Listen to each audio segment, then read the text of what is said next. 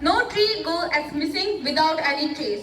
Rest assured, we are not just planting trees for photos. Protecting the environment is our responsibility and we do both with seriousness and humor. It is the least we can do and of course for oxygen. I am not saying the initiatives of our government is best. I am saying it is the top one. मान्यवर, मैं आपके तथ्यों से सहमत होती, लेकिन तत्पश्चात हम दोनों ही गलत हो जाते। धन्यवाद। प्रश्न संख्या 109।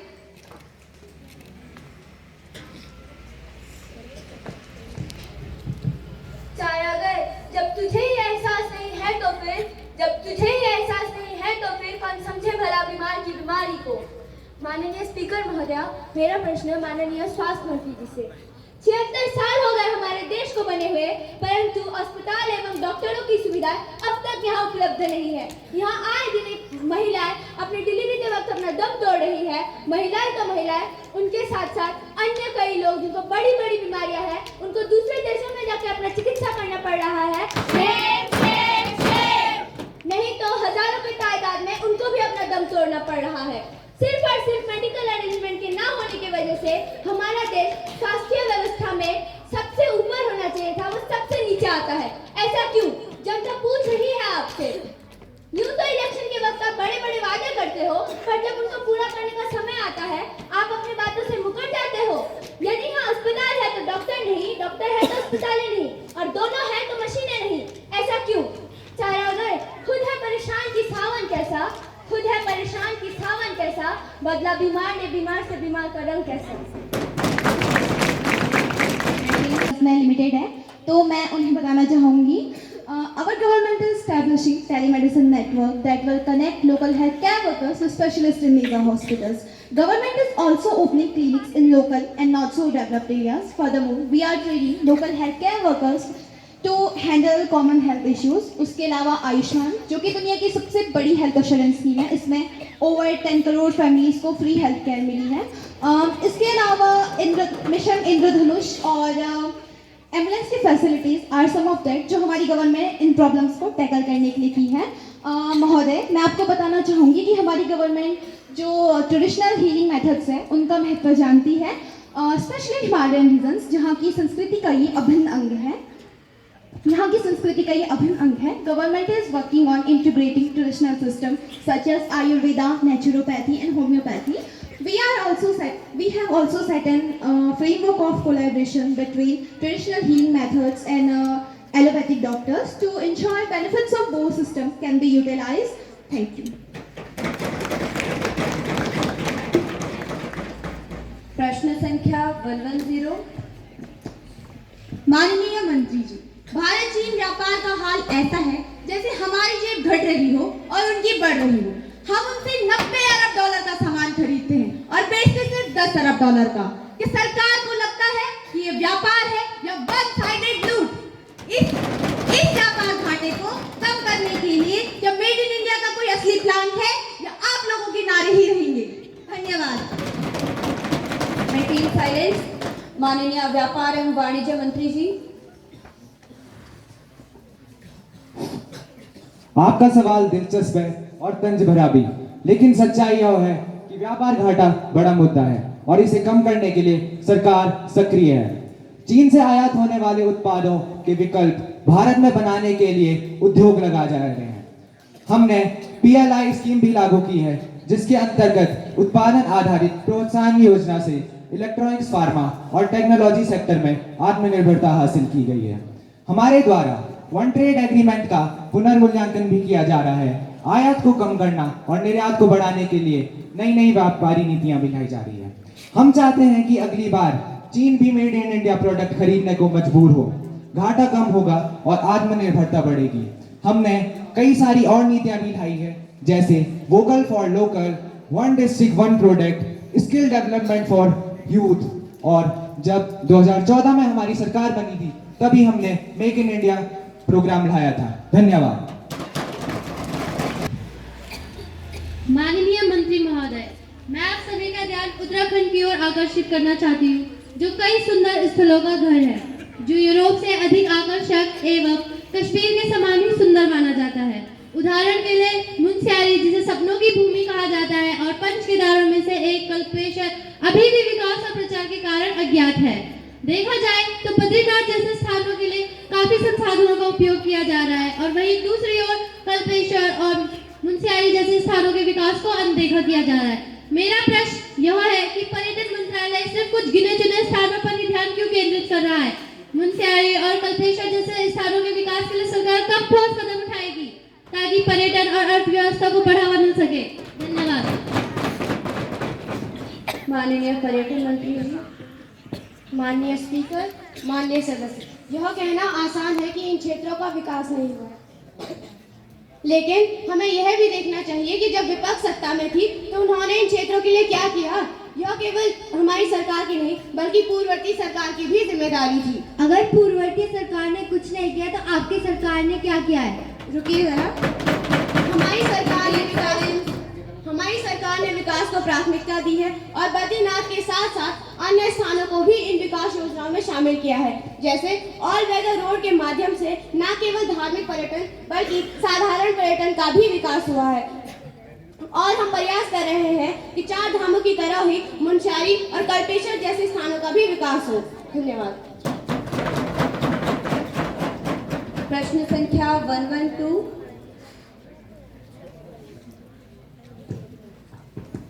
माननीय स्पीकर महोदया, मेरा प्रश्न समाज एवं न्याय कल्याण मंत्री जी से है। माननीय मंत्री जी, इस देश में 10 करोड़ 5 लाख से अधिक मामले न्यायालय में लंबित हैं और जनता का हाल अब यह हो गया है कि उन्हें फिल्म दामिनी का वह मशहूर डायलॉग याद आता है, तारीख पे तारीख, तारीख पे तारीख, तारीख पे तारीख मिलती रही पर जनता को अभी तक न्याय नहीं मिला। अरे न्याय तो दूर की बात है, उन्हें न्याय का एक छोटा सा तिनका तक अभी नहीं दिखा। अब सरकार ने क्या यह मान लिया है कि जनता को न्याय नहीं मिलेगा और वह झूठे दिलासे ही देती रहेगी। अंत में मैं यही कहना चाहता हूँ, तू इधर उधर की बात न कर, ये बता कि काफिला क्यों लूटा। तू इधर उधर की बात न कर, ये बता कि काफिला क्यों लूटा। मुझे रहजनों से गिला नहीं, तेरी रहबरी का सवाल है। Maintain silence. माननीय सामाजिक न्याय मंत्री जी। माननीय स्पीकर महोदया और माननीय सदस्य, तारीख पे तारीख का यह डायलॉग जितना ही प्रसिद्ध है उतनी ही गहराई से यह समस्या को दर्शाता भी है। और न्यायालय में लंबित मामलों की कई जड़ें विपक्ष के कार्यालय में ही है। Dating back to the time when the opposition was in power, उस वक्त क्या ठोस कदम उठाए गए? And I am not arguing with you. I am just trying to explain that why I am right. हमारी सरकार ने ई कोर्ट, फास्ट ट्रैक अदालतों के माध्यम से न्याय प्रक्रिया में पारदर्शिता लाने के लिए कई योजनाएं लाई हैं। We agree that justice delayed is justice denied, but we can't ignore the roots of problem. विपक्ष को यह सोचना चाहिए कि जब उनके पास समय और संसाधन थे उस वक्त उन्होंने क्या किया। हम जनता को यह भरोसा दिलाते हैं कि हमारी सरकार न्याय प्रक्रिया में पारदर्शिता लाने के लिए, न्याय प्रक्रिया को तेज और सुलभ बनाने के लिए पूरी तरह से प्रतिबद्ध है। धन्यवाद। प्रश्न संख्या 113।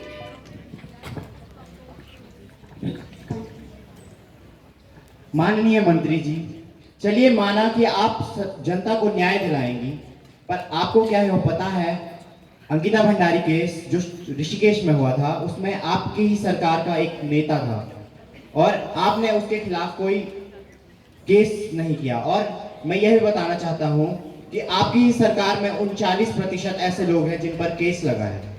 धन्यवाद। Maintain silence. माननीय सदस्य, आपकी जानकारी के लिए बता दूं तो भारत एक लोकतांत्रिक देश है। यहाँ सभी के लिए समान अधिकार और समान नियम है। Minister, like any other citizen, are subject to rule of law. No one is above from the laws. And if any minister found guilty in any criminal case, so they are subject to they face criminal penalties and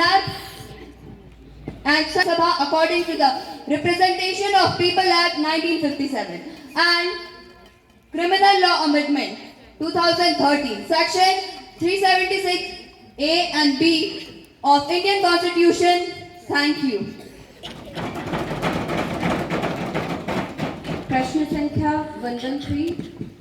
माननीय speaker महोदया, जैसा कि आप सभी जानते ही होंगे, चीन के साथ भी हमारी सीमाएं जुड़ी हुई हैं और हाल ही में भारत चीन सीमा विवादों पर मुद्दे भी उठे हैं। अब मेरा प्रश्न रक्षा मंत्री जी से यह है कि चीन के साथ सीमा विवादों पर सुरक्षा और रणनीतिक दृष्टिकोण से भारत सरकार ने क्या कदम उठाए हैं?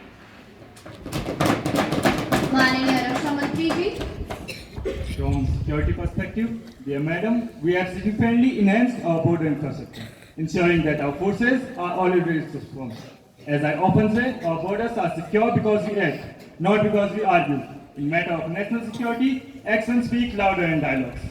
Criticism is easy, but we respond to our enemies with wisdom, madam, not with noise. Honourable speaker, माननीय मंत्री जी, आपने कहा कि आप सभी जगहों को समान अवसर और फंड देते हैं, लेकिन स्थानों की स्थिति देखकर ऐसा लगता है कि समान अवसर और फंड का फॉर्मूला किसी जीपीएस में गुम हो गया है। आपने ट्रेन कर्णप्रयाग तक बनाने की बात की, लेकिन कल्पेश्वर और मुंशियारी की सड़कों का क्या? वहाँ की सड़कें तो ऐसी है कि पर्यटन को वहाँ जाने से पहले ट्रैकिंग सीखनी पड़ेगी। तो मंत्री जी, कृपया बताइए कि समान अवसर की बातें केवल कागज में ही होती रहेंगी या आप कभी हकीकत में भी करेंगे? ऑनरेबल स्पीकर, मान्यवर, ऐसा लगता है कि आपकी ट्रेन मुंशियारी और कल्पेश्वर में ही जाम हो गई है। हमने उत्तराखंड को टूरिस्ट हब बनाने का सोचा है, और जहां 1947 के बाद यह पहली बार है कि ट्रेन पहाड़ के ऐसे दुर्लभ क्षेत्रों में पहुंच पाई है। इसी के साथ हम पूरे भारत को ग्लोबल विलेज बनाना चाहते हैं। हमने माणा को भारत का पहला गांव बनाकर पूरे देश में प्रचलित किया, जिससे कि उसका विकास हो सके। और आप मुंशियारी पर ही अटके हैं। हमने जनता को आदि कैलाश तक का एक्सपोजर दिया है। Maintain silence. महोदय, क्या आपको हमारी ऑल वेदर रोड का निर्माण के बारे में नहीं पता है? महोदय, विकास के कई चरण होते हैं, हम उनका जरूर से सुधार करेंगे और उसको अच्छा बनाने का प्रयास करेंगे। धन्यवाद। माननीय महोदया, मैं पूरे सदन को बताना चाहती हूँ कि भारत सरकार ने राष्ट्र के विकास के लिए कई पहलू शुरू किए हैं, जिनमें आत्मनिर्भर Bharat, make in India, Awas Yojana, स्वच्छ भारत योजना और प्रधानमंत्री ग्राम सड़क योजना है। इन योजनाओं का उद्देश्य देश के बुनियादी ढांचे को मजबूत करना, रोजगार के अवसर बढ़ाना और गरीबी को मिटाना है, और इससे जनता भी बहुत खुश है और वो संतुष्ट भी है। धन्यवाद। धन्यवाद। प्रश्नकाल की समाप्ति। माननीय सदस्यों, हम आज यहाँ एकत्रित हैं एजेंडा नागरिक संशोधन विधेयक के लिए। Honourable minister, please. महोदय, मैं विधेयक प्रस्तुत करने की अनुमति चाहती हूँ। अनुमति है। माननीय स्पीकर, युवा संसद के सम्मानित सदस्यगण, मैं नागरिकता संशोधन बिल के पक्ष में खड़ी हूँ, जो अफगानिस्तान, बांग्लादेश और पाकिस्तान में धार्मिक उत्पीड़न से बचकर आए धार्मिक अल्पसंख्यकों हिंदू, मुस्लिम, बौद्ध, जैन, पारसी और ईसाई को नागरिकता प्रदान करने का मार्ग खोलता है। मुझे विश्वास है कि यह बिल उन लोगों को शरण देने के लिए एक मानवीय कदम है जिन्होंने अपने विश्वास के आधार पर व्यवस्थित भेदभाव का सामना किया। तो बिल के पक्ष में कुछ महत्वपूर्ण बिंदु हैं। पहला, मानवीय सहायता। नागरिकता संशोधन बिल का मुख्य उद्देश्य उन लोगों को शरण देना है जो उत्पीड़न का शिकार हुए हैं। ये अल्पसंख्यक अपनी मूल भूमि में बुनियादी अधिकारों से वंचित हैं, गरीबी और उत्पीड़न की स्थिति में हैं और अपने देशों में कानूनी सुरक्षा का कोई रास्ता नहीं है। दूसरा, भारतीय मुसलमानों पर कोई प्रभाव नहीं। आलोचक यह आरोप लगाते हैं कि यह बिल मुसलमानों के खिलाफ भेदभाव करता है, लेकिन यह आरोप गलत है। यह बिल केवल उन्हीं समुदायों को लक्षित करता है जो पड़ोसी देशों में उत्पीड़न का शिकार हुए हैं। भारतीय मुसलमान, जो भारतीय समाज का अभिन्न हिस्सा हैं, इस बिल के प्रभावित नहीं होते। तीसरा, भारत की वैश्विक छवि को मजबूत करना। धार्मिक उत्पीड़न से बचने के लिए शरण देने के द्वारा भारत वैश्विक मंच पर एक आशा की किरण के रूप में उभरता है। यह एक स्पष्ट संदेश भेजता है कि हमारा देश विदेशों में उत्पीड़ित अल्पसंख्यकों की पीड़ा को नजरअंदाज नहीं करेगा। अंत में मैं इस सदन के सभी सदस्यों से इस बिल का समर्थन करने का अनुरोध करती हूँ। Secretary general please. सम्मानित सदस्यों, आप सबके सामने विधेयक प्रस्तुत है। कृपया विधेयक को ध्यानपूर्वक पढ़ें। विधेयक वाद विवाद के लिए प्रस्तुत है।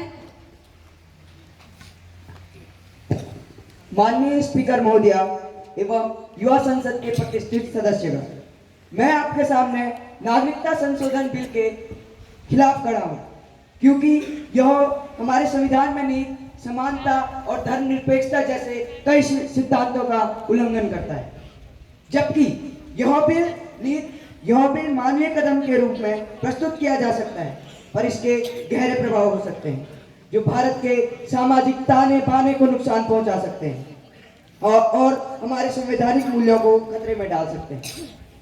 इस बिल का विरोध करने के कुछ प्रमुख कारण हैं। पहला, धर्मनिरपेक्षता का उल्लंघन। भारत जो कि एक धर्मनिरपेक्ष राज्य है, जिसका मतलब है कि धर्म को नागरिकता देने या न देने के आधार के रूप में उपयोग नहीं किया जाएगा, पर यह भी धर्म इस प्रदान करने से भारत में पहले से मौजूद समान व्यवहार हो, और यह बिल इस दृष्टिकोण पर कोई प्रभाव नहीं डालता।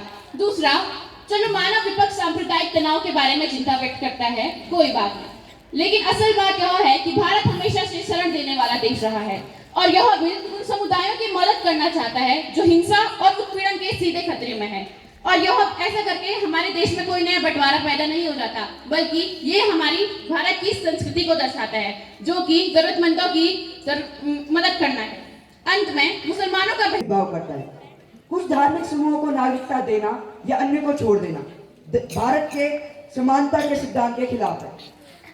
बांग्लादेश, पाकिस्तान और अफगानिस्तान में कई मुसलमान भी उत्पीड़न का शिकार हैं, और उनका बहिष्कार इस बिल का प्रमुख उद्देश्य है।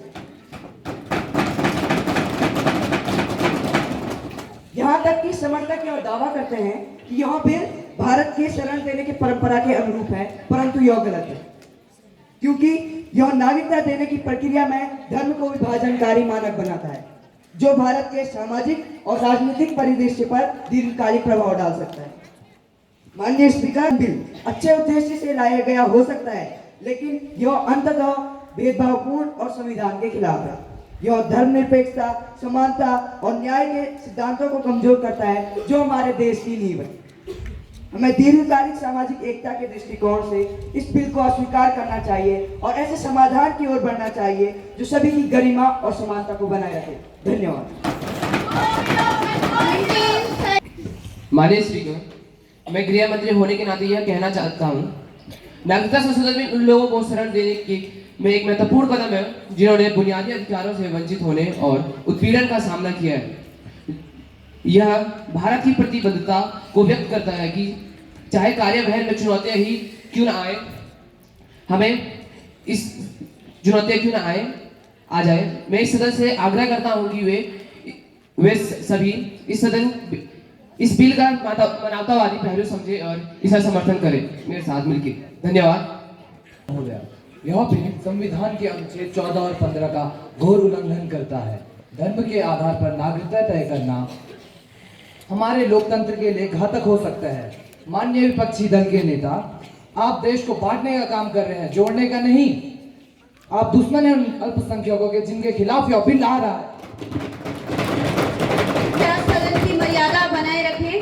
माननीय स्पीकर महोदय, मैं इस बिल के सख्त खिलाफ हूँ। मैं यहाँ पे इस बिल को विरोध करता हूँ।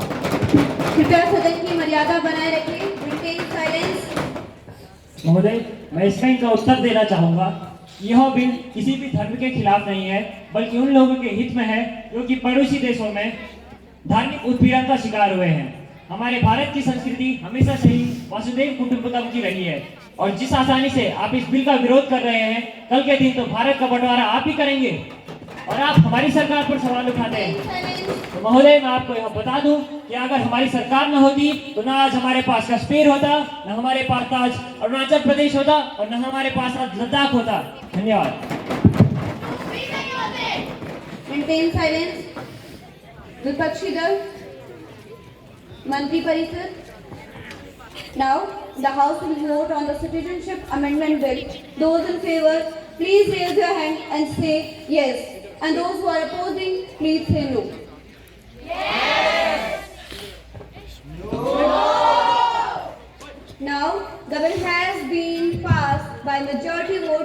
Thank you. आज की ये सभा यही मुलतवी की जाती है।